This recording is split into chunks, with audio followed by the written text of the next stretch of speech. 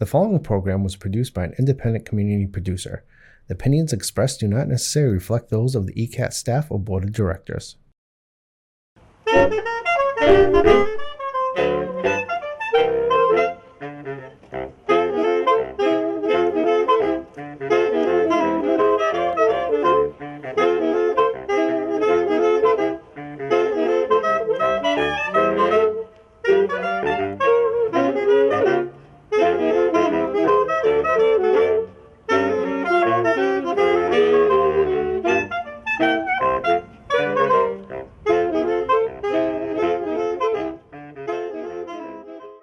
All right, welcome everyone to what will be an informative session.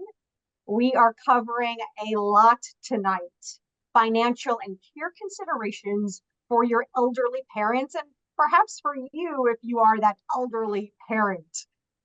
So I will start the night talking finance and numbers and money, and then I will turn things over for about 10 to 15 minutes to Jennifer Mahoney to talk about different care options that are out there. A little housekeeping, if everyone would keep their phones and computers on mute for now, and we'll do a Q&A towards the end.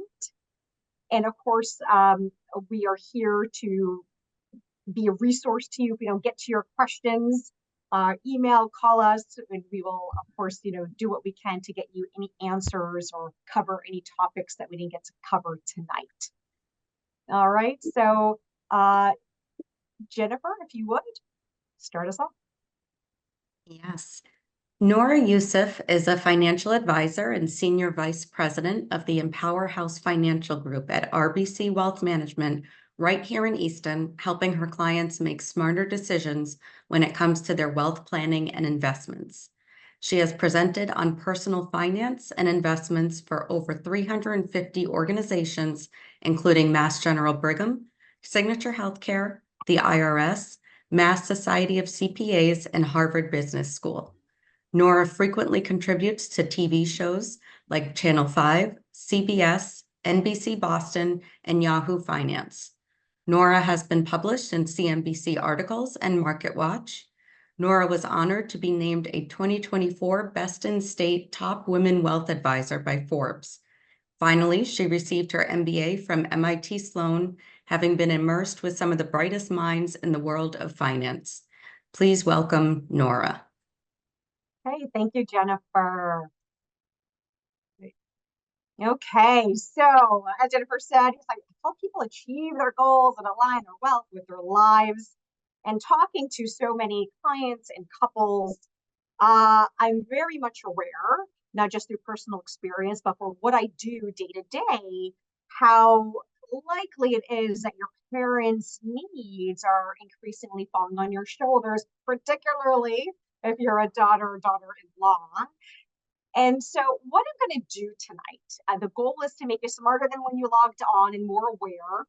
And what I'm going to do is I'm going to share a story of how I helped a mom and her daughter make the most of what they have and make their money stretch as long as possible so they get a sense of what they could afford for care. And I'm going to end off with my top 10 steps to take for your elderly parents, or again, yourself if you are the elderly parent. So that way you can be better prepared for what's to come, and at the very least, know the questions to ask. Okay, so I'm going to delve right in to our little case study here involving Goldie Hawn and Kate Hudson, who came in to see me. And no, it's not the real Kate Hudson and Goldie Hawn, but I changed their names to protect the innocent for confidentiality reasons. When they came in to see me, because Kate being the daughter, Goldie being the mom, and Goldie was recently widowed. The husband, Russell, had passed away. And when he passed away, it really revealed to Kate Hudson, the daughter, and her siblings, how much care mom actually needed. Turns out it was a lot more than they had realized because, the husband, being the dutiful husband he really did a lot and carried a big brunt of the care. And they frankly, hid a lot of that care that she needed things like dressing and help bathing that she could not do by herself. And so it was clear that she needed help and she could not live alone. Perhaps she could stay at home with a lot of care being brought into the home, or she just had to go somewhere else and not stay in the home. So they wanted to determine, what they could be doing differently. And so, uh, of course, there were savings and investments, thankfully. But it's not straight math because the money's invested, plus there's inflation. So I ran the calculation for them. I worked backwards. And basically, they could, if they were to do nothing different, afford about $7,000 a month of care. Now, Goldie was bummed to hear that because that meant she couldn't afford Waterstone in Wellesley, the very fancy assisted living home there. And I caution you, that's like taking a Ferrari on a test drive and not knowing if you could afford it. So don't do that. So I told her, I said, I don't know if you can afford that Waterstone in Wellesley, but I have a sense we could probably, because this was most of the case, we could probably find more money than that $7,000 a month for her care. Okay.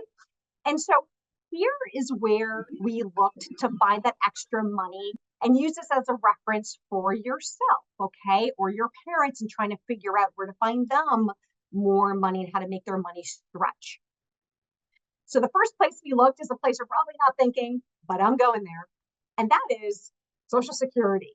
Now I'm doing a whole segment on Social Security and Medicare in April. If anyone's interested, let me know and I'll send you the invites. But for now, I'm going to go through some key components of Social Security you should be aware of for yourself and your parents to try to get as much money out of the system as possible. After all, we've all paid into it from our own dollars. So it's just a matter of getting that money back. And it really, I find it's a bit of a bit of a gold mine because there's a lot more money there than people realize. And it's so under communicated how to get money out of the system. And I'm going to tell you.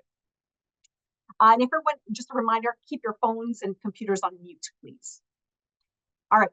So for Social Security, first and foremost, there are over 81 different ways to collect. And I could tell you the best time, an age, down to the month of when you should start to collect your Social Security.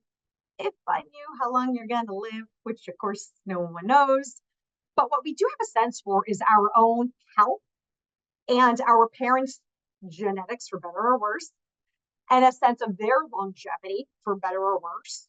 And so use that as a gauge. Now, if no one in your family made it past 72 and you're not in the best health, then I say take that lobster roll for lunch, have that ice cream at midnight, I won't tell, and take your Social Security early as soon as possible at age 62.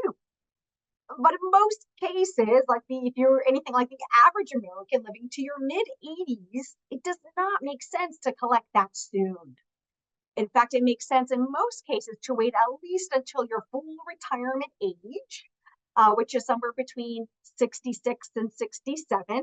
It's 67 if you're born at 1960 or later, and it's somewhere between 66 and 67 if you're born between 1954 and 1959. Okay? And if your parents were born before then their full retirement age was 65 before they changed the rules. Okay, so that's the soonest you could collect, or they could collect, is 62. However, that comes with a haircut, and that's going to be a haircut you're not going to like, and the hair won't regrow back. That haircut means your benefit will get reduced as much as 70%. Ouch. Versus collecting, wait until your full retirement age, again, somewhere between 66 and 67, or their full retirement age, somewhere between 65 and 67, where you get 100% of what's promised to you. And what's more is where they can wait all the way until age 70. And why would you wait longer to collect your Social Security? And mind you, I'm not saying work till 70. You can just not work and not touch your Social Security. Okay, they're not binary. You can wait until 70. And the reason why a lot of people ought to wait until 70 is because you get a pay increase. And it's a guaranteed increase by the government. And it's an increase that's equal to 8% every year. And it's hard to get 8% guaranteed in the stock market. People oftentimes will tell me, Nora, you're a financial advisor, you're an investor, I'll give you the money, you invest it, and let's beat the system. Well, no one can get you 8% guaranteed. Okay. So if you don't need the money, in a lot of cases, it makes sense not to touch the money until 70. So you get that larger benefit amount. Waiting 4 years, 8%, that means you allow your benefit to increase from 100% to 132% at 70. Very nice. And I know some of you are probably thinking, well, wait a second. You want me, Nora, to collect at age 60, at age 70, a larger amount, but at age 70, which means I'll be collecting for a less amount of time versus collecting sooner, collecting for a longer period, but a smaller amount? Yes. And the age at which that makes sense to do, and what age, people will ask, what age do those lines intersect? Well, I'll tell you, if you're full retirement age 66, and you're debating between collecting at 62 or 70, the magical age you have to live past to make it worth it financially for you is age 80. And at age 80, every month after that, you will cumulatively receive more from the Social Security Administration than if you had collected earlier at 62. And I know there's a lot of myths about this, and you'll hear people saying, oh, the money's not going to be there, take it while I can. That's bad advice. What I will tell you is 40% of Americans rely on their Social Security check to come in every month and be deposited into their account. That is far too many Americans that any politician would ever most likely take that away from.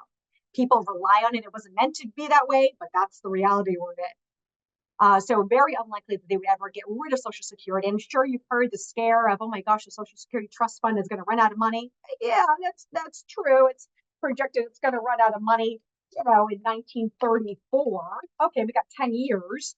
But even then, there's still going to be about 78% of money through FICA paying in to pay you your benefits.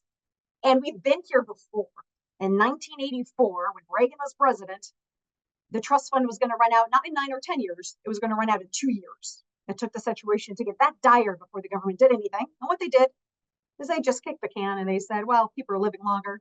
So instead of you collecting full retirement age of 65, like perhaps some of your parents, we're going to make you wait until 66 or 67. Okay. So for that, the likely kind of change that's coming for the younger generations, or they'll increase more of the wealthy. But for those of you who are within striking range of collecting, or if your parents are within striking range of collecting Social Security, I would not be so concerned, because in the past, and history doesn't repeat itself, but it sure does rhyme, as Mark Twain famously said. In the past, when some changes have been made to Social Security, they did not go into effect for those who were within striking range of collecting Social Security. Those people were grandfathered in. And those within striking range are people who are within 5 years of collecting Social Security. Okay, so if you're in your late 50s, I wouldn't be as concerned. If you're in your 60s, I personally would not be concerned about any sort of change. Okay? All right, so now that we've established this is worth paying attention to, I also want to demystify something about Social Security. People think, it's peanuts, it's pennies, why are we even covering it?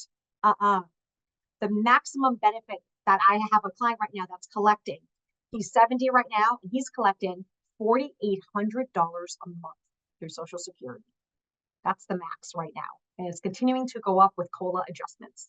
So it's real money we're talking about that goes a long way for covering and helping cover long-term care expenses. All right. So when it comes to Social Security, for you or your parents, are there any benefits to being married? Well, yeah, you can collect a benefit off of your own working history. Again, you can decide when to collect, or you can receive a benefit equal to half of their benefit amount. Okay, that's pretty good. What about divorced? Now, it's 2024. We all know what the rates of divorce are. They're very high. So I'm going to go over this so you understand this might, again, apply to you or a parent.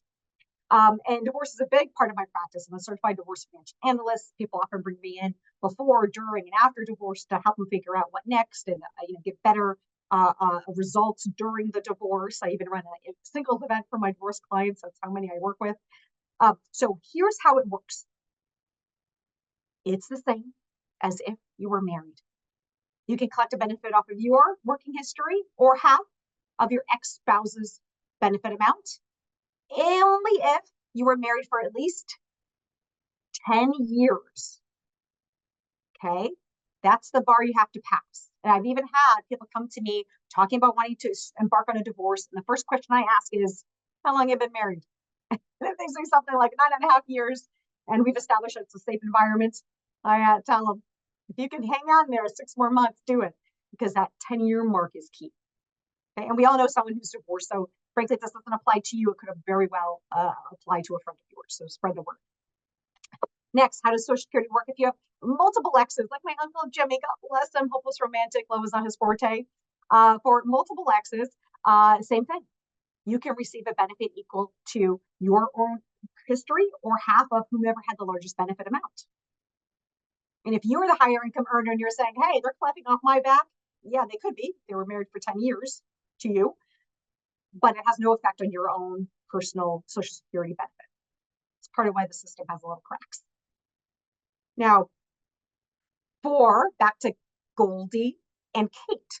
For Goldie, she's widowed. So how does Social Security work for her? Well, here's the thing. We found a lot of money here. And I eat out of 10 times, I'd say I find money through this alone. Because with Social Security, the rules are very generous for widows or surviving spouses, because when Social Security was established in the 1930s, it was detrimental for the financial sake of the family if a husband didn't come back from war. And the rules haven't changed, even though there are nowadays usually 2 working spouses.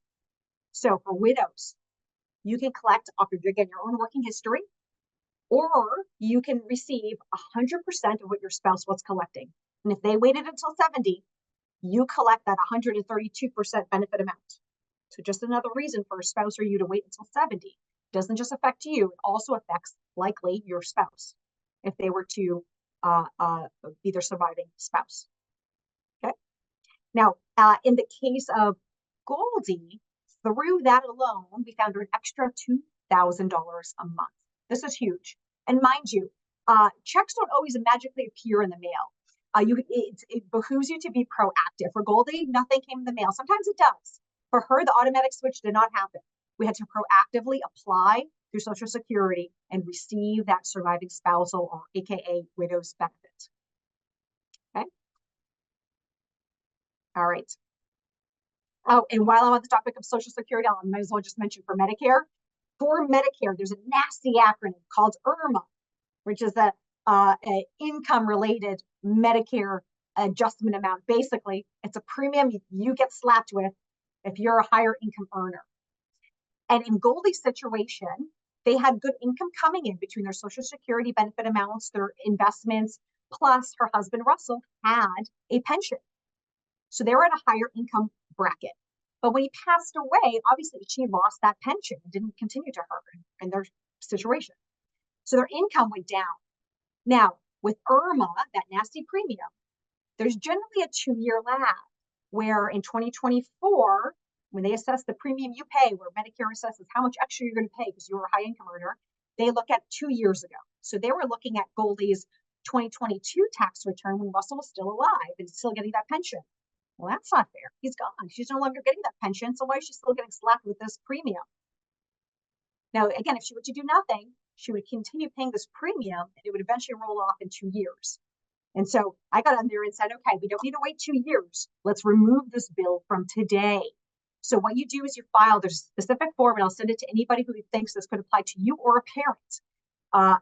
And there's a specific form you fill out. And you can, this is an exception. If you lose an income, so a pension, or you retire, even, same thing applies.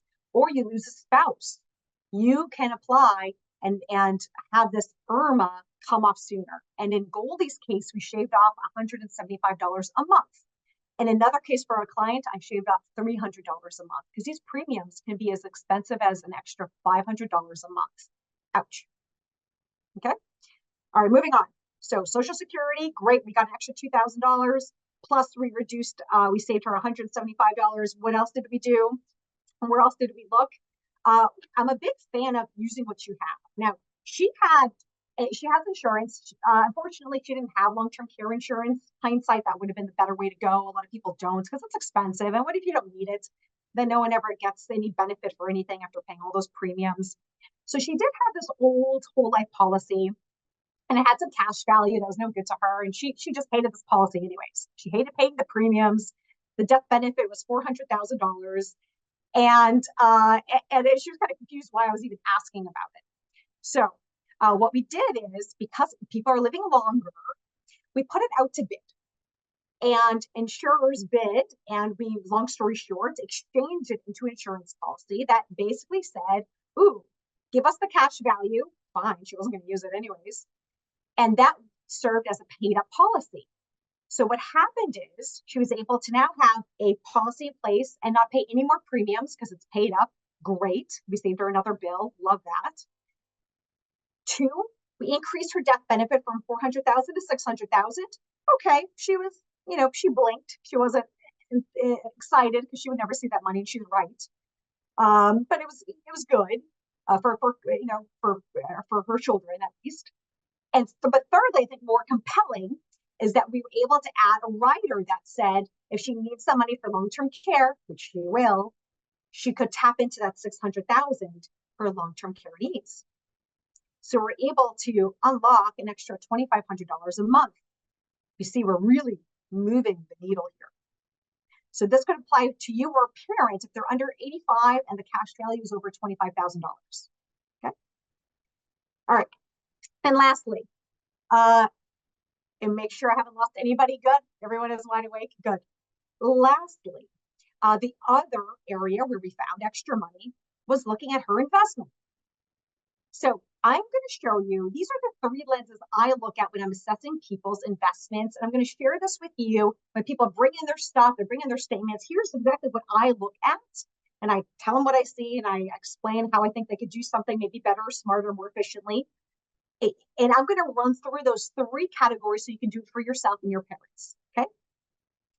First area I look at, diversification.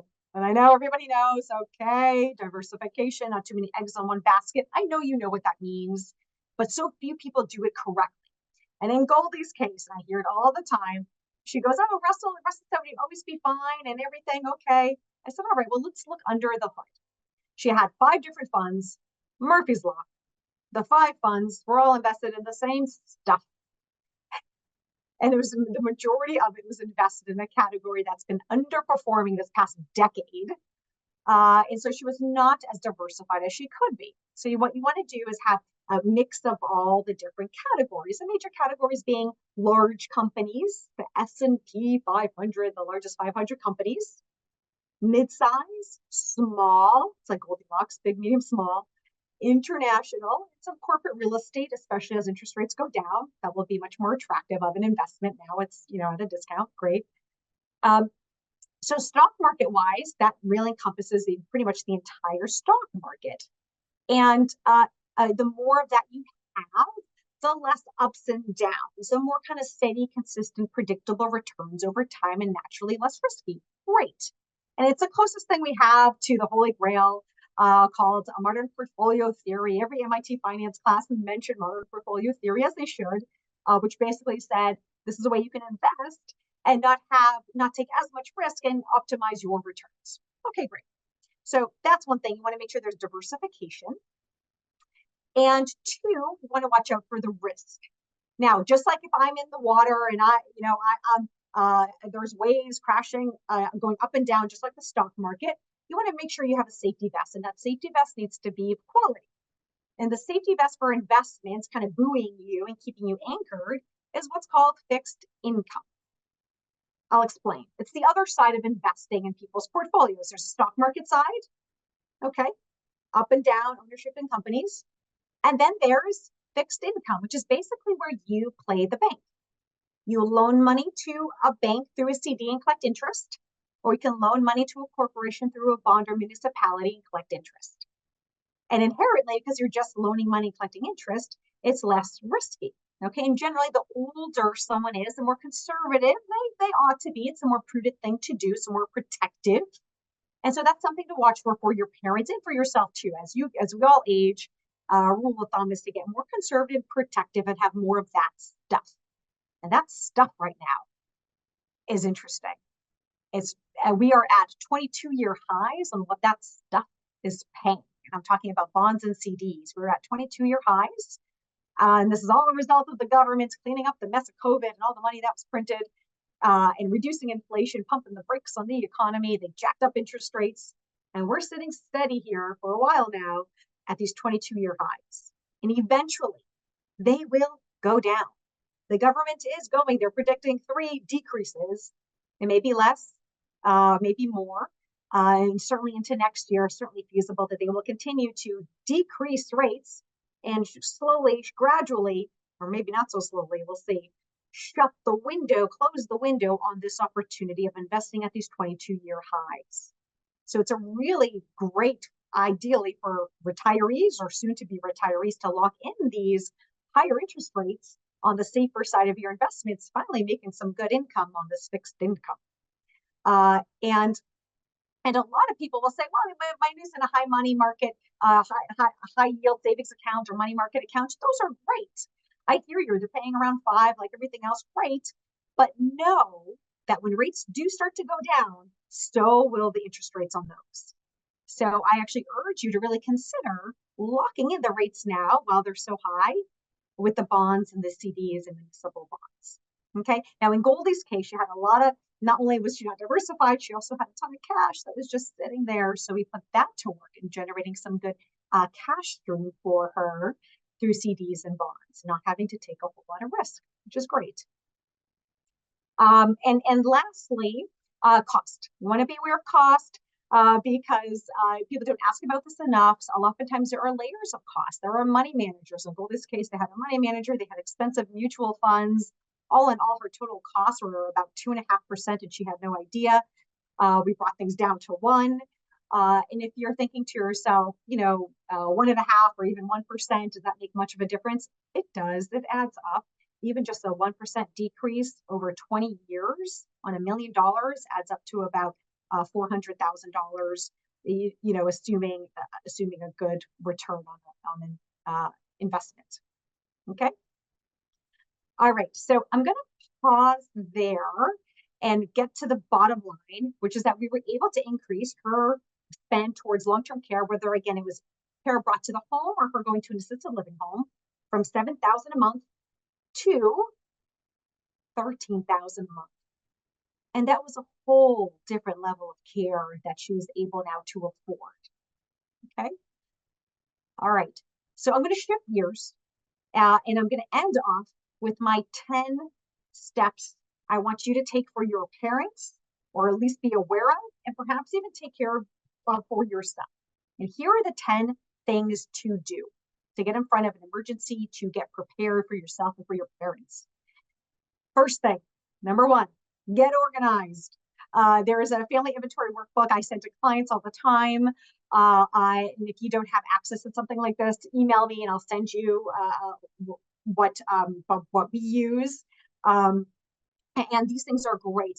So you organize contacts for health, legal, money professionals, passwords, list of assets, list of medication, everything in one place. And not only is it helpful to get organized, I find it's a great way to start the conversation with your parents. I know this is a sensitive topic and it's one that people would avoid like the plague if they could, but it's a necessary conversation and something to get ahead of. And these inventory workbooks are just a great way to just start the conversation of just saying, hey, I went to this session. This gal was saying we got to talk about this stuff. Let's run through where everything is if there's an emergency. And it just forces the conversation to evolve. Okay. Number 2, I'm a big fan of automating things in life to make it easier for you and your parents. So automate bill pay if you can. This way things just don't fall through the cracks as if their cognitive ability decline, which is normal, things don't fall through the cracks. 3, I'm a fan of this, duplicate copies. Duplicate copies of statements for you, the adult child, especially in the era we're in with all the fraud running rampant and targeting the elderly. It's a good way to keep a track on things. And 2, duplicate copies, have them going, duplicate copies for them going to their accountant on any tax forms. We do this with clients. If your parents don't have this sort of arrangement, request that it does get done. Because I can't tell you how many times at the end of life I hear, after parents passed away that, oh gosh, it turned out 4 years they hadn't been paying their taxes. And so we're going to have to, clean up that mess.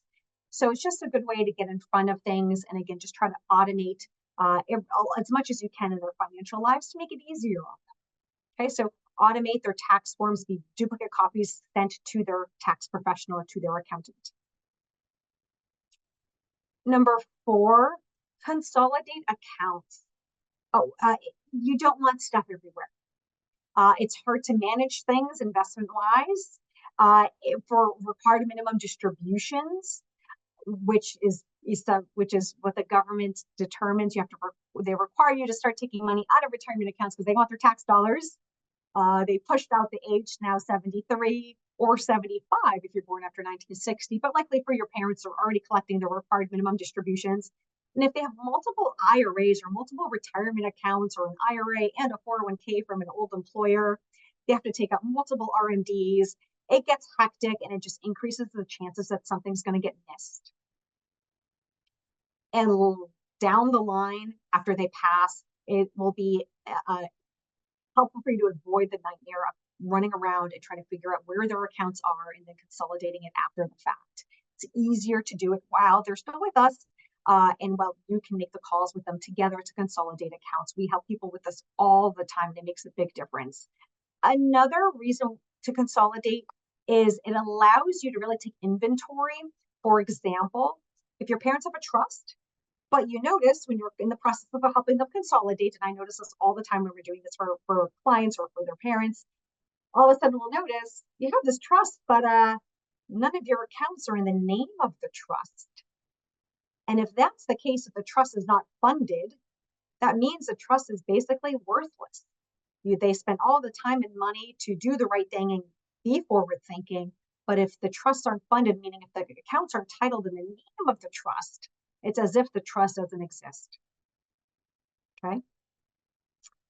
Number 5, run a financial fire drill with your financial advisor or your parents' financial advisor. This is really important. What you don't want to happen is you want to avoid any deathbed tax planning, for example. When someone's health is failing, the last thing you're going to think about is tax or financial steps to take. You want to be there. You want to be present with your parents. And of course, it's an emotional time. It's the last thing you're going to be thinking about. So you want to get ahead of it.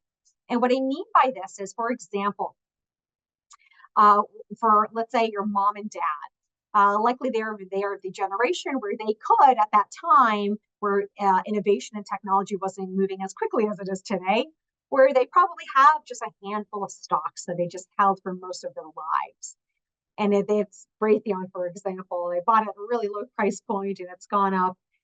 And if they were to sell it, of course, there's a lot of taxes to be paid on all that profit made.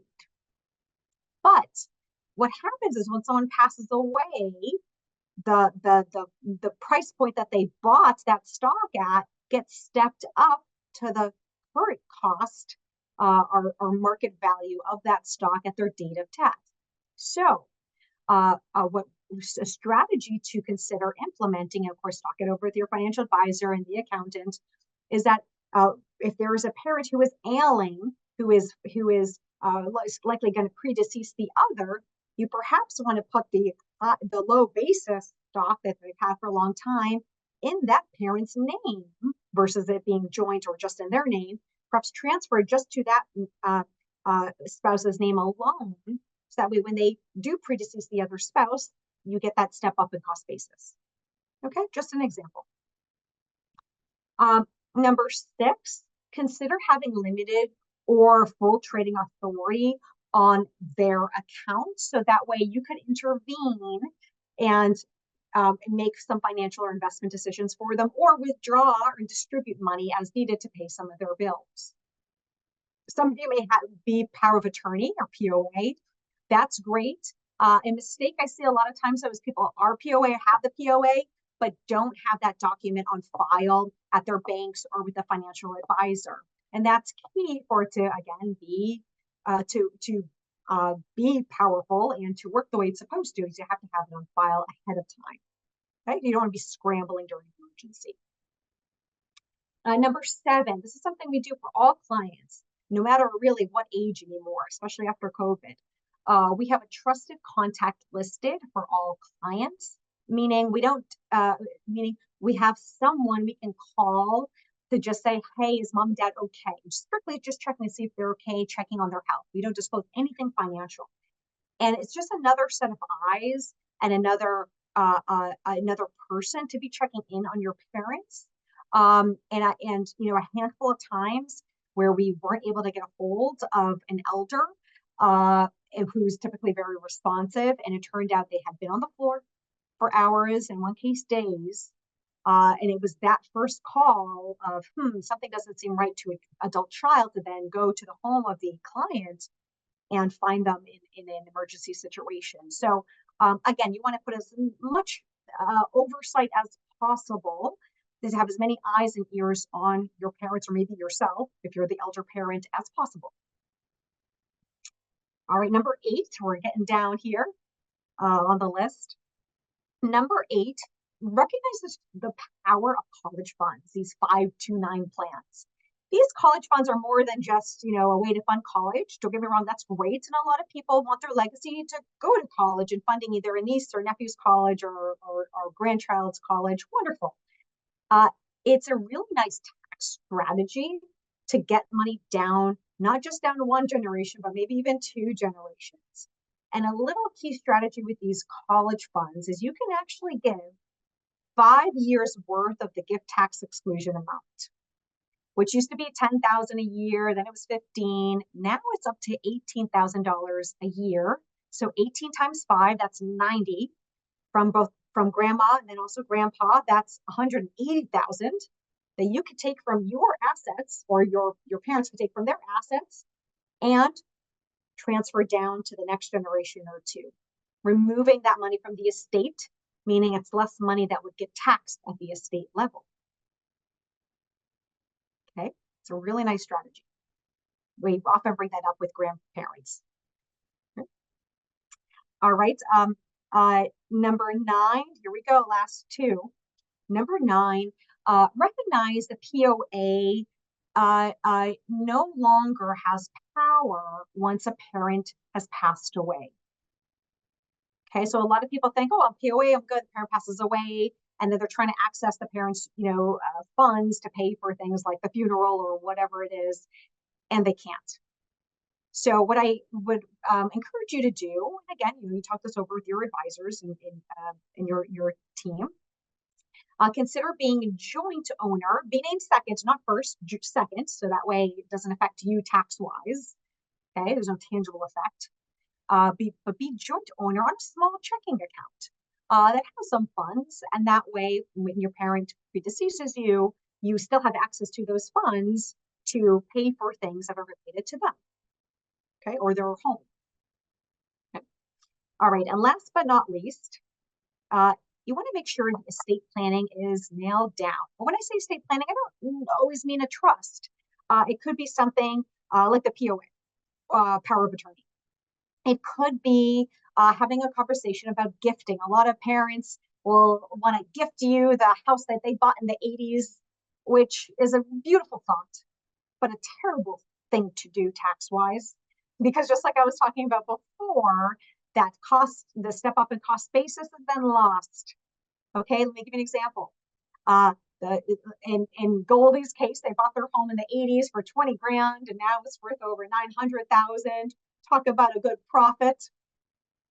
Now, if Goldie was to just gift that to her daughter, Kate, well, then when Kate goes to sell that home, ultimately, she's going to also be gifted that low, terrible cost basis of $20,000 and will have to pay taxes on all those gains. Oh, no. Versus if she were just to inherit Goldie's home, then when Goldie passes away, the very low cost basis from the 80s of $20,000, which she paid to buy the home, steps up to the market value of her home when she passes away. So then when Kate goes to sell the home, there'll be minimal, if any, taxes to be paid on the profit. Okay. And otherwise, for estate planning, when it comes to trust, an estate attorney can talk to you about irrevocable trust and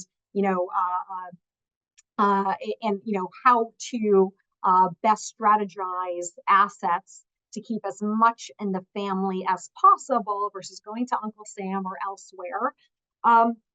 Irrevocable trust, There is an elevated exemption that's expiring at the end of 2025 if nothing changes.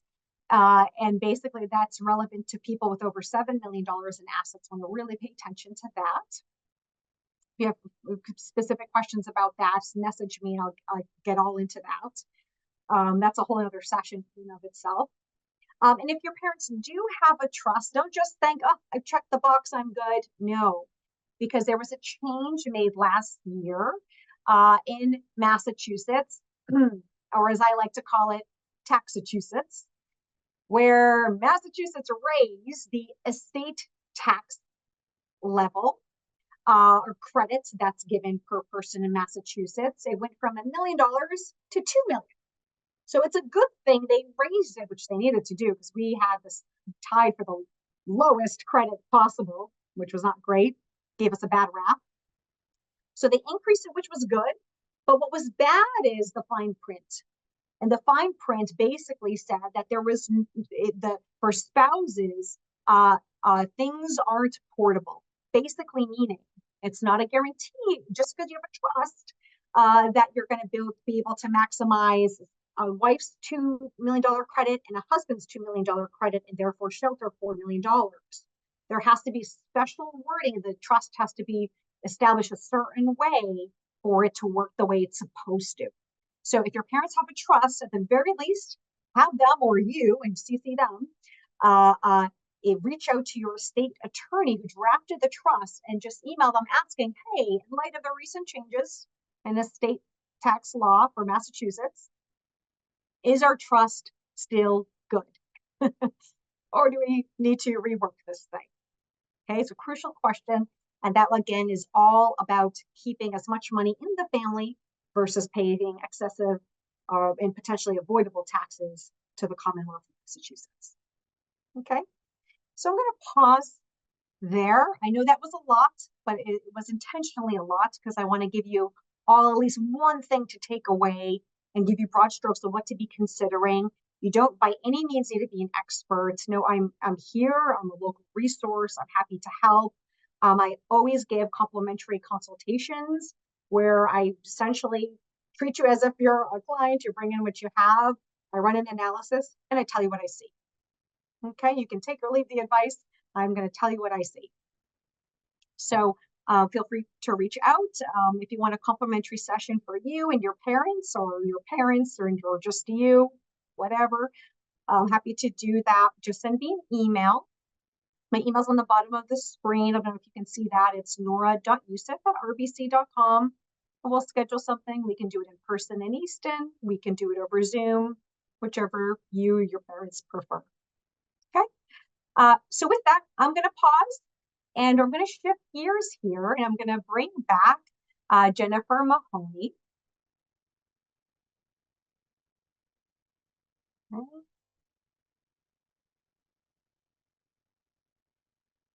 There we go. And Jennifer is someone who has worked in healthcare for over 15 years, specifically with the older adult population. Since November 2022, she has worked as a director of care management at AZA Care Management, where she oversees a team of 7 nurse practitioners, registered nurses, social workers. She has a master's level independent clinical social worker license in Massachusetts and New Hampshire, certified in care management and certified in hospice and palliative care. So with that, Jennifer, if you would, take things away and fill us in on what we ought to know when it comes to care options. Yes, of course. And thank you very much, Nora. It's hard to follow that. And I'm going to throw a lot more information at everyone. So thank you, everyone, for having me today. And yes, I do work in care management as the director of care management, and I work as a care manager. But before I get into explaining what are care managers, I want to back up and talk about what I refer to as the alphabet soup of senior healthcare. Many of you have probably already been involved in a conversation where a hospital social worker is talking about rehab facilities and long-term care and assisted living and CCRCs, etc. By the end of the conversation, you probably end up more confused than before. There are so many elements to senior healthcare, and many of them have acronyms, which doesn't make it any easier. And it's just hard to wrap your head around everything. As a professional, I feel like I'm constantly learning more. So as someone going through this for the first time, I know it can be very, very confusing. I'm going to try to touch on all of these topics briefly, and the best way to do so is to provide a scenario. So to go along with the example that Nora gave, we'll use Goldie Hawn and Kate Hudson. So in this scenario, Goldie is an 84-year-old resident of Cambridge living at home with her cat Meadow, and she's able to do most things independently and is safe living on her own, but does have her daughter Kate nearby that will bring over groceries and just check in on her. Well, one day, Goldie falls in her kitchen. Emergency services arrive, they transport her to the hospital, and her daughter Kate meets her there. It turns out that unfortunately Goldie has broken her hip and has to stay in the hospital for about 4 days. Now, fortunately, Goldie has Medicare as her primary insurance. She was admitted to the hospital and will be staying 3 overnights, and Medicare will cover 100% of the costs at the rehab facility where she will go next. And that's for up to 20 days. After the 20 days, then she will have a copay for days 21 through 100, which can range from $400 to $800 a day. And there are Medicare Advantage plans and Medicare supplemental insurance, which, depending on the policy, can help cover those copays after 20 days. So Goldie is discharged from the hospital and goes to the rehab facility. Now, when I say rehab and when other healthcare professionals say rehab facilities, they could mean a skilled nursing facility, they could mean a nursing home, they could mean a rehab facility, they could mean a long-term care facility. And typically, all of those are under one roof.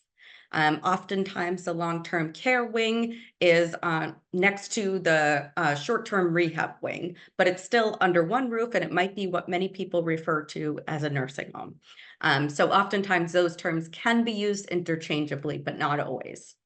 And so the short-term rehab is where the individual receives their physical therapy, occupational therapy, and speech therapy to help rebound back to their baseline or their new baseline before returning back home or wherever they call home. Now, the caveat with that is that sometimes hospitals will bring in a person under observation, they call it, or even keep them in the ER. So if the person isn't admitted and has 3 overnight stays, then the Medicare doesn't kick in to go to the rehab for those 20 days. So just to keep that in mind. So after Goldie's first 20 days at the facility, she feels good and is given 2 options. She can remain there instead of transitioning back home. And then pending bed availability, she'll typically be transferred to the long-term care side of the facility if she wants to stay. And now, in talking about long-term care, I also want to touch upon long-term care insurance. For those individuals who have long-term care insurance, you're typically able to open a claim once you need assistance with 2 ADLs, which is activities of daily living. And these include the basics like bathing, dressing, ambulating, toileting. Then, depending on the person's policy, they typically receive a max daily benefit of what the insurance will contribute to the facility care or at-home care. So that means in this same scenario, if Goldie chose the second option, which is to return home after 20 days in rehab, but she still requires assistance, she could hire caregivers at home. They're in this area, they're usually around $40 an hour. And the long-term care insurance would cover some or all of the costs, depending on the daily benefit of her insurance. There are some long-term care insurance policies that will also cover care management as well. Now, in the latter scenario, Goldie may end up being discharged home with VNA services, which is visiting nurse. And that includes nursing, physical therapy, occupational, and speech therapy visits. And those are all based on the need for the particular person. So they might just qualify for the nursing visits. It depends on what's going on. And these services are 100% covered by Medicare. So in this scenario, Goldie is now at home for a few weeks and finding that she isn't able to get around very easy and requires more assistance, Plus, she's not able to get out on her own and talks to her daughter about moving to a facility with some assistance and some more socialization. Now, she has friends at a nearby CCRC, which is a continuing care retirement community. But unfortunately, she doesn't qualify for this place anymore because she requires home health aide assistance daily. Many CCRCs, not all, but many, do require the individual to be independent upon entering. These facilities offer many different levels of care, including independent, of course, nursing home, assisted living, and memory care for the individual to transfer to the different levels as needed. For Goldie, since this isn't an option anymore, she looks into moving to an assisted living facility near her daughter that will allow her to bring her cat Meadow. She is very happy there for the next few years, and when she starts to decline, the doctor recommends hospice.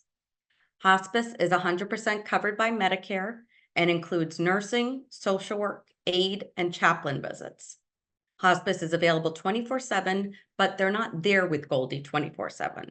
So the facility staff at the assisted living will continue to take care of her everyday needs around the clock, and the hospice team will supplement this care. So now I want to talk to you about what a care manager is, how they can assist, and when you should look to involve one. By definition, a care manager is a human services professional who specializes in assisting individuals, more often elders, and their families meet their short and long-term care needs. But what exactly does that mean? Well, the easiest way to describe care managers that relates well to people, and I'm sure to all of you, is that we are essentially the hired healthcare professional adult daughter or son. We are individuals that have worked in the field for 15 to over 40 years and have a wealth of knowledge about the resources available, the different types of facilities, and any other healthcare factors related to aging. The need for care managers has increased in recent years as the options for home-based and community care has exploded. For families to sort through these choices, it can be a daunting task, particularly if family members are working long hours or live hundreds or even thousands of miles away. As care managers, we focus on maintaining the well-being, independence, and dignity of elders and dependent adults, while balancing the special needs and problems of families caring for them.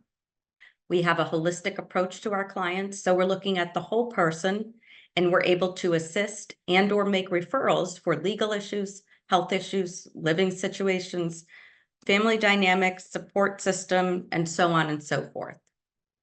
We are focused on optimizing the individual's quality of life and can create care plans that act as roadmaps for navigating the aging space.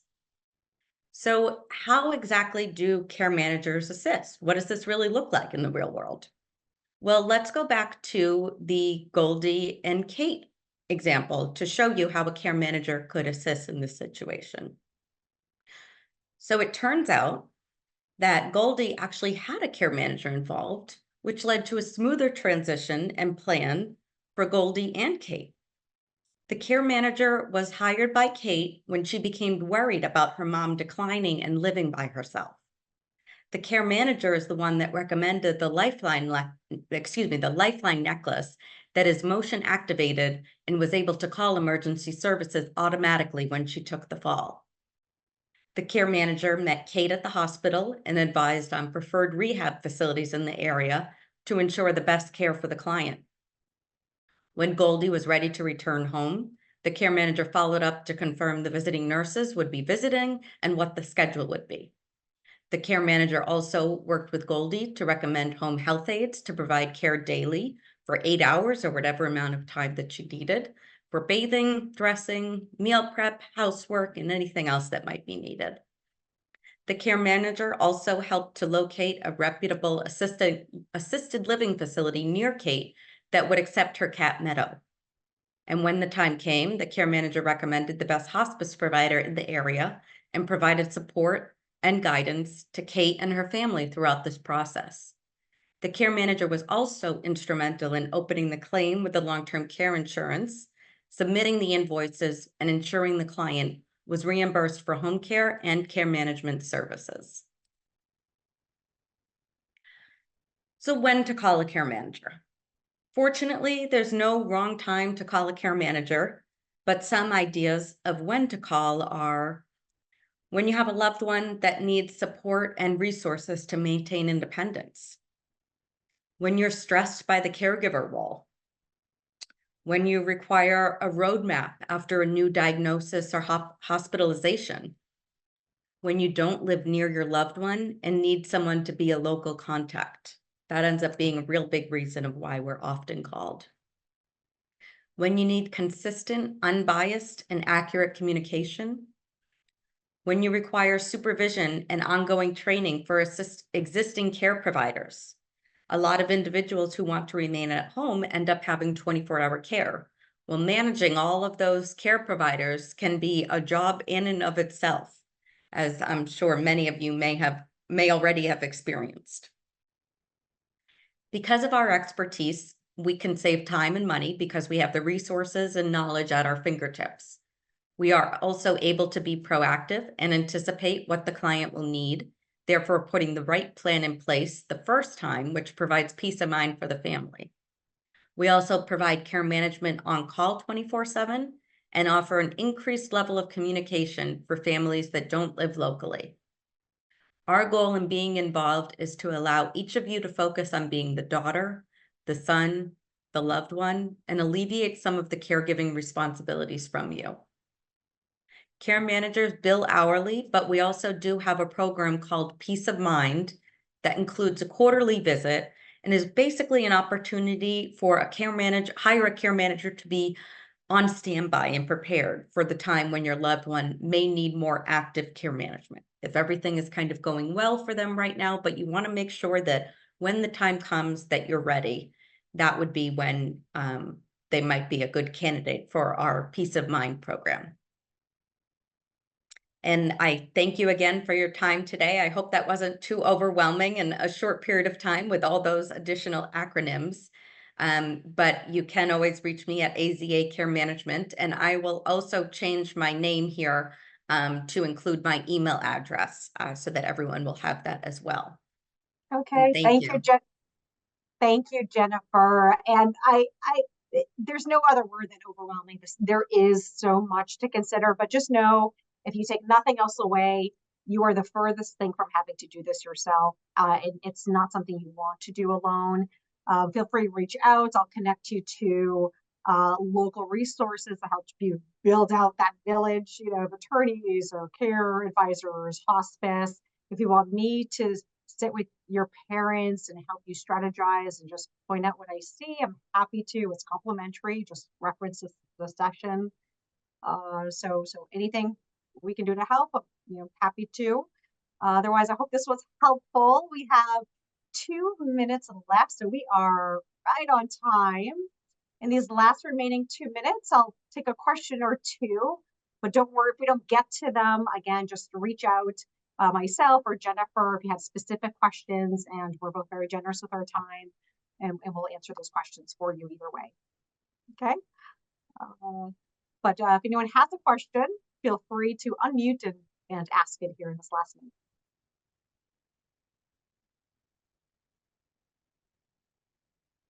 I know everybody's a little shy this time of night. That's okay. That's okay. All right. Well, it is just about 7 o'clock on the dot. So you know what? Let's just end cleanly here right at 7 o'clock. Have a wonderful night. And we hope this was helpful.